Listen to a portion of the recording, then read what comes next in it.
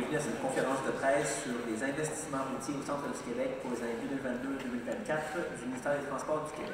Quelques années, le ministère des Transports au centre du Québec a fait un travail colossal parce que si vous regardez les chiffres d'investissement qu'on avait il y a 3-4 ans, les chiffres d'investissement qu'on a aujourd'hui, il y a vraiment beaucoup de travail qui est fait. C'est de la planification, c'est de mettre en œuvre les travaux, tout ça. Fait que je veux les féliciter, je veux les remercier parce qu'ultimement, c'est tous les citoyens et citoyennes du centre du Québec là, qui en sortent gagnants.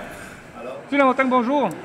Bonjour, des annonces importantes. Aujourd'hui, en fait, les travaux vont commencer prochainement et en fait, le Centre du Québec reçoit plusieurs investissements puis des chantiers qui se mettent rapidement en route. Oui, beaucoup. On a vu encore une progression des investissements. Là, dont les 2 prochaines années, on parle de 176 millions d'investissements, ce qui est 21 millions de plus que la dernière annonce qui avait été faite l'an passé. Une répartition à peu près 81 millions pour tout ce qui touche le travail de chaussée, un autre 51 millions, je crois, pour ce qui touche les infrastructures, et 43 millions là, qui vient vraiment renforcer la question de la sécurité des différentes structures et installations du ministère. Pourtant, comme je l'expliquais dans mon mot d'ouverture, c'est la question de la chaussée, les infrastructures routières, tout ça, c'est directement relié, si on veut, à la qualité de vie des citoyens dans leur déplacement.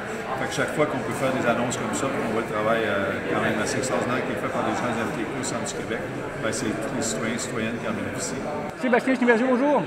Des annonces importantes encore une fois et on devance certains travaux, donc des annonces importantes dans votre secteur? Oui, bien, des bons travaux, c'est sûr que le secteur Saint-Cyril, Saint-Lucien et Saint-Félix va être très achalandé cette année et l'an prochain. Surtout au niveau du viaduc, le détachement de la route 255 qui traverse la Reine à Saint-Cyril. Je le connais très bien étant donné que j'ai déjà habité ce rang-là, alors je le connais parfaitement. Et puis je le prends encore à chaque semaine, alors c'est sûr qu'on va faire des détournements, puis c'est sûr que ça ne sera pas facile pour les citoyens qui habitent proche. Je connais la difficulté, mais ça va être pour le mieux après. On améliore les infrastructures, la chaussée, en même temps la fluidité et la sécurité du transport. C'est des enjeux aussi qui étaient importants en fait dans ces investissements-là. Oui, exactement. Bien, juste au niveau du port d'étagement de la 255, c'était la hauteur.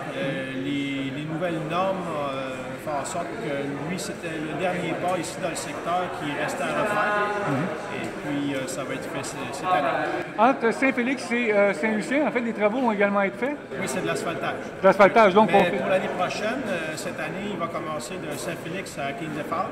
Et puis, on va la poursuivre entre Saint-Lucien et Saint-Félix l'an prochain. On rappelle également la 255 qui est un enjeu important. Les gens attendaient les travaux, le doublement de ces voies-là. C'est chose faite. Maintenant, on devance les travaux.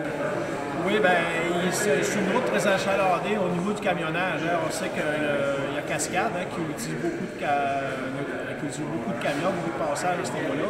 Et puis aussi au niveau de l'asphaltage de la route SA22 au niveau du village de Saint-Cyril. Alors, c'est sûr que l'étroitesse des lieux fait en sorte que faire des travaux en même temps que la circulation, c'est pas évident.